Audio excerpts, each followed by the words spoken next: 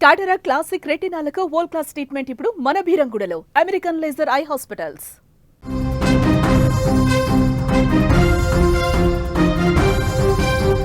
ప్రపంచవ్యాప్తంగా ఏఐ మోసాలు పెరిగిపోతున్నాయి. తాజాగా రాజకీయాలలో కూడా ఈ యొక్క ఏఐ మోసాలు ఇప్పుడు అక్కడ పెరిగిపోవడం కనిపిస్తుంది.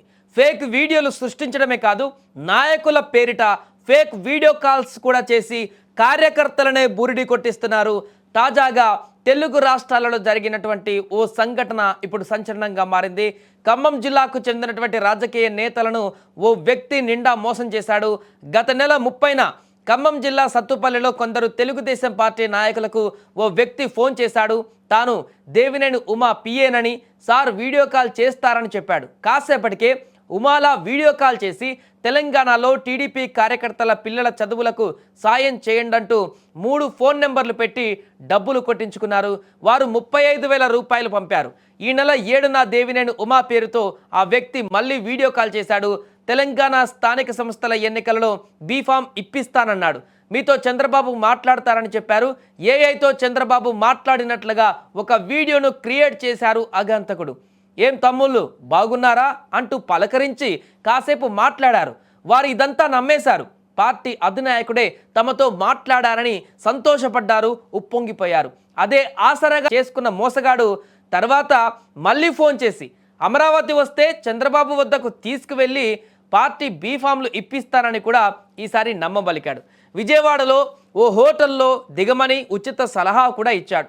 ఆ హోటల్ వారికి కూడా ఫోన్ చేసి తమ నాయకులు వస్తున్నారని, వారి బిల్లు తానే చెల్లిస్తానని చెప్పాడు. సత్తుపల్లి నుంచి 18 మంది టీడీపీ నాయకులు బుధవారం విజయవాడ వచ్చి హోటల్లో దిగారు. బుధవారం సాయంత్రం ఆ వ్యక్తి మరోసారి వీడియో కాల్ చేసి చంద్రబాబు వద్దకు 8 మందికే అనుమతి ఉందని, ఒక్కొక్కరు 10,000 ఇవ్వాలనడంతో వారికి అనుమానం వచ్చింది. ఈలోగా హోటల్ సిబ్బంది కూడా భోజనాల బిల్లు కట్టాలని పట్టుబట్టడంతో వారు గొడవ పడ్డారు. అనుమానం వచ్చి ఆరా తీయగా అసలు విషయం వెలుగులోకి వచ్చింది.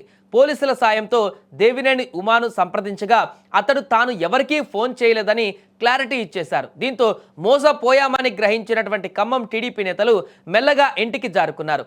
బయటకు తెలిస్తే పరువు పోతుందని విషయం బయటకు రాకుండా జాగ్రత్త పడ్డారు. వారిని మోసం చేసింది ఏలూరు జిల్లా వాసిగా అనుమానిస్తున్నారు.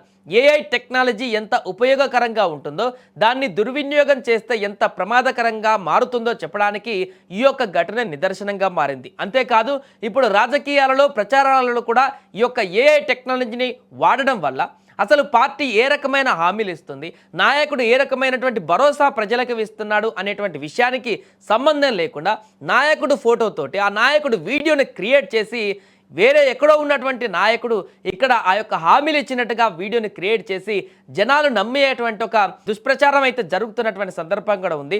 అందుకని బీహార్లో ఇప్పుడు ఏఐ కట్టడికి సంబంధించిన చర్యలు కూడా తీసుకుంటుంది. ఏదేమైనా కూడా ఏఐ అనేది ప్రపంచవ్యాప్తంగా పెరిగిపోతున్నటువంటి ఈ టెక్నాలజీ అనేది ఎంత మంచి చేస్తుందో తెలియదు, కానీ అంతకు మించినటువంటి చెడైతే చేస్తుంది. ఇలా సైబర్ నేరగాళ్ళు కానీ ఇతరత్ర దుర్వినియోగం చేసేటువంటి వ్యక్తుల సంఖ్య గణనీయంగా పెరిగి పూర్తిగా సామాన్య ప్రజలందరూ కూడా మోసపోవడానికి ఆస్కారంగా మారుతుంది. అందుకే ఏఐ టెక్నాలజీతో జాగ్రత్తగా ఉండండి. ఇవాళ రేపు మనం చూసిన ప్రతిదీ నమ్మేటువంటి పరిస్థితుల్లో లేం, విన్న ప్రతిదీ నిజమని నమ్ముకునేటువంటి పరిస్థితుల్లో కూడా లేం. కాబట్టి ఖచ్చితంగా 1కి 2 సార్లు నిజంగానే ఎదురు నిలబడి వ్యక్తి మాట్లాడినా కూడా దాన్ని 1కి 2 సార్లు ఆలోచించుకోవాల్సిన పరిస్థితి అయితే ఇప్పుడున్నటువంటి సమాజంలో నెలకొంది.